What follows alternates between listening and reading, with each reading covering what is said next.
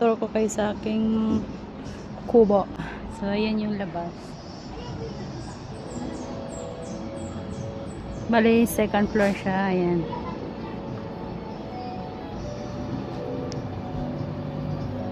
So, papasok tayo sa loob, guys.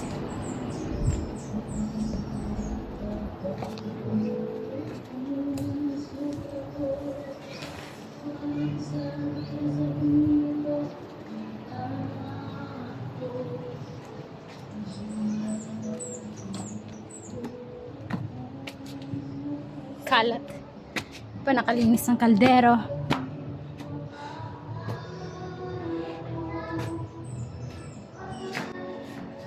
Ito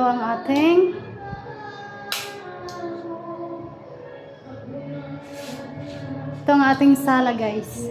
Ayan. Ang daming tuyo. Ayan. Hindi halatang bahay ko, no? Puro mukha ko. So, yan. Ito yung kusina. Yan. So, may CR din siya sa loob. Hindi pa tapos.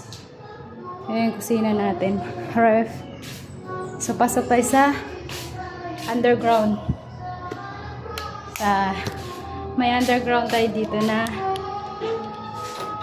tayo lang ang nakakaalam. Pagka may party guys, pwede dito. Kahit abuti ng ilang oras. Ito guys, underground.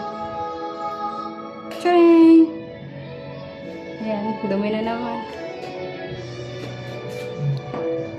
Bali, ito dati ginawang kwarto. Kasi ngayon, sala na siya. Ayan. Yan yung aking mansion dito sa Davao, guys. Maliit lang. Yan ang ating kusina. At ang ating maliit na sala. So, ayan. Akit tayo sa taas.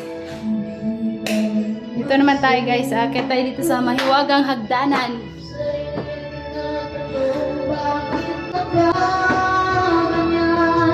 So, ayan, guys. Ito yung guest room ko. Medyo makalat yung guest room. Ayan. Walang linis. Yan yung guest room dito. Ayan. Tapos, dito sa taas. Ayan yung ating terrace dito sa taas. So, dito, ginawa ng tambakan ni mama. Ito yung dati kong kwarto. Lumang kwarto ko. Ito yung tambakan ng mga ukay-ukay ni mama. Ayan, guys, oh. Ay, Diyos ko. Tambakan. So, ayan guys, sarado na natin, baka may mamumo. Yan yung dati ko kwarto, guys. So, ngayon